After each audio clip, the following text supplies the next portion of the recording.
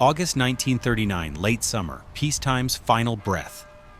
In Warsaw, a city of 1.3 million souls spread along the Vistula River's western banks, the cultural season reaches its crescendo. The royal castle's golden towers catch the afternoon sun. In Łazienki Park, Chopin concerts draw crowds to the monument of Poland's greatest composer. Along the royal route, elegant townhouses painted in ochre, cream, and rose-lined cobblestone streets, where horse-drawn carriages share space with modern automobiles, Warsaw carries itself with the confidence of a reborn capital. After 123 years of foreign partition, when Poland itself ceased to exist on maps, the nation regained independence in 1918. Warsaw, chosen as capital of the resurrected Polish state, has spent 2 decades transforming itself into a modern European metropolis, while fiercely preserving its historic character. The Old Town, Stare Miasto, forms the ancient heart. Within medieval walls, the Rynek Starego Miasta, the Old Town Market, square pulses with daily life. This rectangular plaza, established in the 13th century, is surrounded by narrow townhouses built by wealthy merchants centuries ago. Each facade is unique, some topped with ornate Renaissance gables, others displaying Baroque flourishes, still others showing Gothic bones beneath later renovations. The buildings lean slightly toward each other across the square, their painted exteriors in salmon pink, buttercream yellow, forest green, deep red, colors that glow warmly in the golden hour.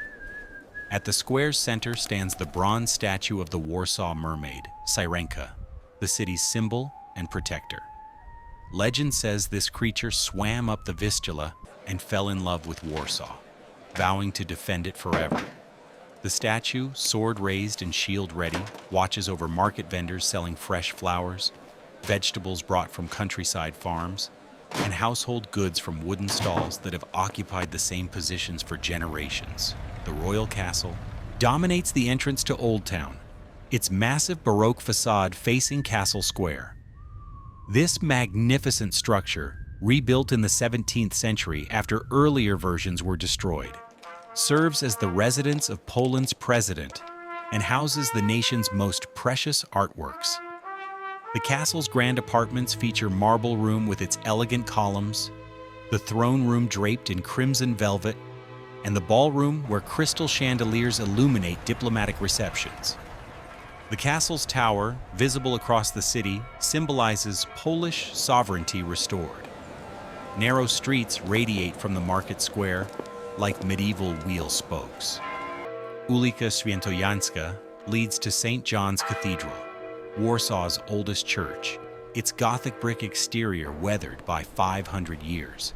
Inside, vaulted ceilings soar above tombs of Polish nobles and the crypt containing remains of Mazovian dukes. The cathedral's bells mark every hour, their sound echoing off Old Town's tight-packed buildings. The Gothic barbican, a rare, surviving example of medieval fortification, guards the northern approach to Old Town. This semicircular brick fortress with its crenellated walls and archer towers serves now as a romantic backdrop for evening promenades rather than military defense. Young couples stroll along the remnants of the city walls, where centuries-old brick rises 30 feet, topped with defensive walkways now accessible to tourists.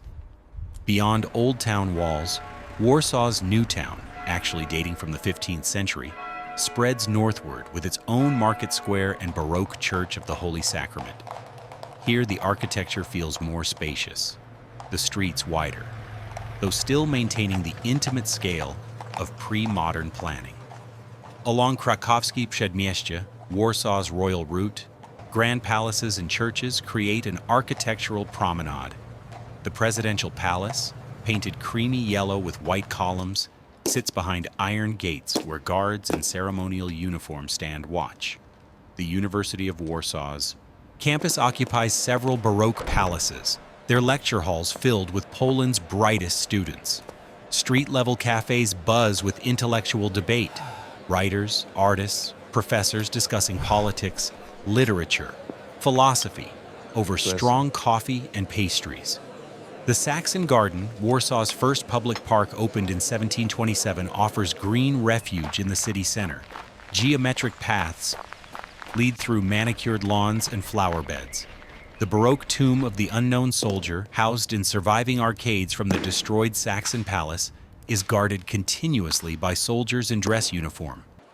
On Sundays, families promenade in their finest clothes, children chase pigeons, and military bands perform concerts from ornate bandstands. Łazienki Park, 76 hectares of romantic landscape along an artificial canal system, represents Warsaw's grandest public space. The palace on the Isle, Łazienki Palace, sits surrounded by water, a neoclassical jewel reflected perfectly in the pond. Peacocks strut across. Manicured lawns. The amphitheater on the water hosts summer concerts. Chopin's monument shows the composer beneath a windswept willow, and on summer Sundays, pianists perform his works for crowds sitting on the grass.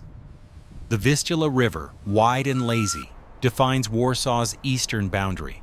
The Poniatowski Bridge and Kierbedzia Bridge, elegant steel structures, connect the main city to the Praga district on the eastern bank. River traffic includes commercial barges, pleasure boats, and swimmers braving the current at designated beaches. The riverbank promenades fill with strollers on summer evenings, watching sunset paint the water gold. Warsaw's architectural character blends periods seamlessly. Gothic churches stand beside Baroque palaces. Renaissance townhouses neighbor neoclassical mansions. Art Nouveau apartment buildings with their flowing organic details share blocks with modernist structures featuring clean lines and functional design. The 1930s brought ambitious construction, the modernist Prudential skyscraper rising 16 stories, the elegant Bristol Hotel with its Art Deco interiors, wide new boulevards designed for automobile traffic. The city's cultural life thrives. The Grand Theater, Teatr Wielki, hosts opera and ballet in a magnificent neoclassical building with 1,841 seats. The National Museum's collection spans from medieval art to contemporary painting. The Philharmonic concerts sell out regularly. Cafes and cabarets on Nowy Świat Street overflow with Warsaw's artistic elite. Jewish Warsaw forms a vibrant community of 350,000, nearly 30% of the city's population. The Great Synagogue on Tłomacki Street, completed in 1878, displays magnificent Moorish Revival architecture with twin towers flanking a grand entrance. Inside, the main prayer hall accommodates 2,400 worshippers beneath an enormous dome decorated in gold and blue. Jewish-owned businesses dominate certain commercial districts. Jewish theaters perform in Yiddish. Jewish schools educate thousands of children. This is one of Europe's largest Jewish communities, deeply interwoven into Warsaw's economic and cultural fabric. In working-class districts like Wola and Praga, life operates on a different scale, but with equal vitality. 4- and 5-story tenement buildings house multiple families, their courtyards serving as common social spaces. Corner shops provide daily necessities. Workers stream from the Fab Block Locomotive Factory, the Ursus Mechanical Works, smaller workshops producing everything from furniture to textiles. The daily rhythm of Warsaw in August 1939 feels eternal. Newspaper vendors call headlines from street corners. Trams clatter along their routes, their bells warning pedestrians. The aroma of fresh bread from bakeries mingles with the scent of flowers from vendors' buckets. Children play in courtyards and parks. Office workers hurry to appointments. Artists sketch the old town's picturesque corners. At the Saxon Garden's Tomb of the Unknown Soldier, the changing of the guard occurs with precision ceremony. The guard's boots click on pavement. The crowd watches respectfully. This small ritual, repeated daily, connects present Warsaw to its history, a history of resistance, partition, resurrection, and national pride. As August wanes, political tensions mount across Europe, but Warsaw maintains its rhythms. The royal castle's chambers host diplomatic meetings. University students prepare for the fall semester. Shop owners restock inventory. families plan for autumn. The city of 1.3 million continues its daily existence, built over centuries, refined through decades of renewed independence. The buildings themselves seem permanent. These townhouses standing since the Renaissance, these churches surviving wars and fires, these palaces housing generations of nobility. Stone and brick, mortar and tile, stained glass and carved wood. The physical fabric of Warsaw embodies Polish history, culture, survival. September 1st, 1939, 4:45 a.m. German forces crossed the Polish border. By noon, Luftwaffe bombers appeared over Warsaw. The city that had rebuilt itself after partition faced a new existential threat. The September campaign lasted just over a month. Warsaw surrendered October 1st after sustained bombardment, but this was merely the beginning. Under German occupation, Warsaw became ground zero for the most systematic destruction of urban culture in human history. In 1940, the Nazis sealed 400,000 Jews, including those forcibly relocated from surrounding areas, into a 3.4 square kilometer ghetto. The Warsaw Ghetto, the largest in occupied Europe, was liquidated in 1943 after a desperate uprising. The Great Synagogue was dynamited. On August 1st, 1944, as Soviet forces approached from the east, the Polish Home Army launched the Warsaw Uprising, a desperate attempt to liberate the city before Soviet occupation. For 63 days, Polish resistance fighters battled German forces street by street, building by building, room by room. When the uprising collapsed on October 2nd, 1944, Adolf Hitler issued a direct order: destroy Warsaw completely. Not as collateral damage, not as military necessity, as punishment, as erasure. What followed was architectural genocide. Special German units, Verbrennungs- und Vernichtungskommando, burning and destruction detachments, systematically demolished Warsaw district by district, building by building, using flamethrowers, explosives, and demolition crews. This wasn't battle damage, this was calculated annihilation. The royal castle, symbol of Polish sovereignty, was dynamited floor by floor.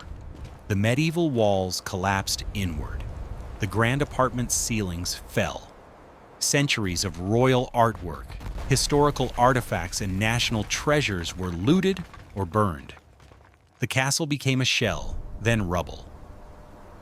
The Old Town Market Square, those rainbow-painted merchant houses that had stood for 400 years, was systematically destroyed. Flamethrower units moved, building to building, setting fires that consumed wooden interiors, weakened walls, caused collapses. Demolition teams then brought down whatever remained standing. Each unique facade, each gable, each painted exterior, obliterated. St. John's Cathedral received particular attention. Explosives collapsed the Gothic vaults. The brick walls were toppled. The tombs of Polish nobles were violated. The bell tower fell. The Barbican's medieval walls were breached with explosives. The defensive towers collapsed. Centuries of brick construction reduced to scattered rubble. Along Krakowskie Przedmieście, palace after palace fell. The presidential palace, the university buildings, the baroque churches, all targeted for demolition. The modernist Prudential skyscraper, once the city's tallest, stood gutted and skeletal. The National Museum's collections were looted, 40,000 artworks stolen or destroyed. The Grand Theater was burned. Libraries containing irreplaceable manuscripts were torched. The Saxon Palace was deliberately demolished, leaving only the arcaded colonnade that housed the tomb of the unknown soldier. By January 1945, when Soviet forces finally entered Warsaw, they found a necropolis. Of Warsaw's 25,000 buildings, approximately 85% were destroyed. In some districts, the destruction exceeded 95%. The Old Town was 90% rubble. The population, which had been 1.3 million in 1939, numbered perhaps 1,000 inhabitants sheltering in basements and ruins. The Vistula River still flowed, but both bridges were destroyed. The street grid was barely discernible beneath debris. Warsaw's architectural heritage, accumulated over 700 years, had been methodically erased in 100 days. This was unique in the war's destruction. Other cities suffered extensive damage from bombing, from battle, from fire. Warsaw was murdered with premeditation. The decision to rebuild came before the rubble stopped settling. Even as Soviet forces consolidated control, even as Poland's borders were redrawn, even as a new communist government was installed, one thing united Poles across political divides. Warsaw would be rebuilt. Not relocated, not abandoned, rebuilt. Immediate debates emerged. Some Soviet planners suggested moving Poland's capital to Łódź or Kraków, cities that survived relatively intact. This was rejected absolutely. Warsaw's destruction was an act of cultural annihilation. Rebuilding Warsaw was an act of resistance, of survival, of refusal to be erased. But how to rebuild? Modern planning could create efficient new city layouts. Brutalist architecture could rise quickly from the ruins. The Soviet model favored socialist realist monumentalism. Polish architects, led by Jan Zakładowicz, proposed something unprecedented. Rebuild the old town exactly as it had been, brick by brick, detail by detail. Not approximate reconstructions, not inspired by interpretations, meticulous recreation based on historical documentation. This was revolutionary. In 1945, the dominant architectural philosophy rejected historical pastiche. Le Corbusier and other modernists argued for forward-looking design, not backward-looking recreation. Rebuilding medieval Warsaw seemed reactionary, impossible, wasteful. Zakładowicz and his team made their case. Warsaw's Old Town wasn't just buildings. It was the physical embodiment of Polish identity, culture, continuity. Allowing its destruction to stand would be completing Hitler's work. Reconstruction would be resistance made tangible. Critically, they possessed documentation that made accurate reconstruction possible. In the 18th century, Bernardo Bellotto, known as Canaletto, had painted dozens of precisely detailed views of Warsaw as court painter to King Stanislaw August. These paintings, created with mathematical accuracy, showed building heights, window placements, architectural details, color schemes. They survived the war, evacuated to safety. Additionally, the Warsaw University Department of Architecture had photographed and measured historic buildings as part of 1930s conservation efforts. Professor Jan Zakładowicz had led this documentation project, never imagining how crucial it would become. These measured drawings, photographs, and architectural surveys provided blueprints for reconstruction. Architecture students from across Poland volunteered. They sifted through rubble, identifying salvageable materials, original bricks, carved stones, decorative elements. Each recovered piece was cataloged, numbered, prepared for reuse. Where original materials were insufficient, new bricks were created using traditional methods and aged to match. The reconstruction methodology was meticulous. For each building, researchers compiled every available image, description, drawing. Canaletto's paintings showed facades. Photographs revealed details. Survivor testimony filled gaps. From these sources, architects created detailed reconstruction plans, showing not just exterior appearance, but traditional construction methods, room layouts, staircase placements. Work began in 1945, funded initially by the new government, but sustained by national commitment. Workers cleared rubble by hand, loading it into wheelbarrows. The Old Town Market Square's outline emerged first. The medieval street grid re-established, property lines marked. The first reconstructed building, House 3436 on the Market Square, opened in 1948. Its baroque facade, painted warm yellow with white trim, rose exactly where it had stood for 400 years. The same number of windows, the same roof angle, the same decorative gables. Inside modern apartments, this wasn't museum recreation, but living reconstruction. Building by building, the market square returned. Each reconstruction honored the original building's specific character. House 40, with its Renaissance esgraffito decoration. House 7, with its distinctive stepped gable.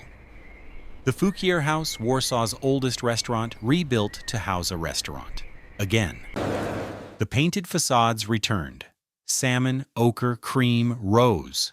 Colors matched to historical records and Canaletto's palette. The royal castle's reconstruction took longer and generated more debate. Initial plans called for leaving the ruins as a memorial. But in 1971, the decision was made: rebuild completely. This was partly political, showing communist Poland could achieve grand projects, but primarily cultural. The castle symbolized Polish statehood. Its absence was a wound. Reconstruction began in 1974 under architect Stanisław Lorentz, using donations from Poles worldwide. Original fragments salvaged from rubble were incorporated. The marble room's columns were recreated from historical photographs.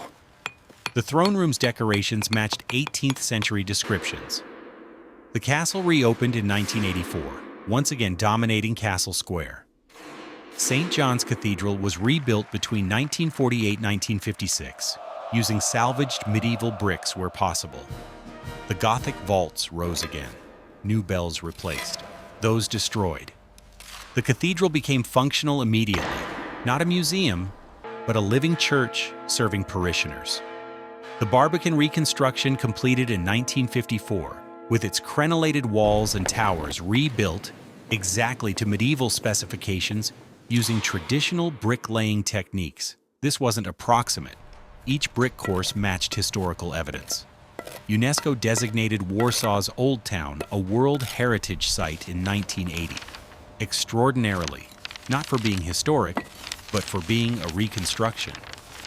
UNESCO recognized that the meticulous recreation itself was an achievement of universal value, demonstrating humanity's ability to preserve cultural memory even when the physical object is destroyed.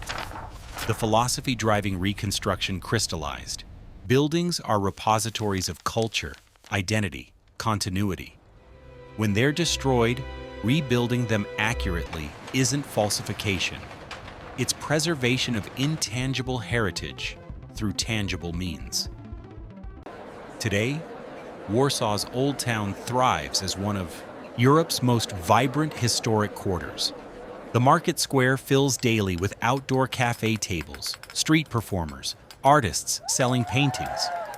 The rainbow-colored townhouse facades photograph beautifully, looking exactly as Canaletto painted them 250 years ago. Tourists explore narrow medieval streets without realizing every building is post-1945. The royal castle hosts state ceremonies and houses museum collections. Its grand apartments welcome visitors experiencing recreated baroque splendor.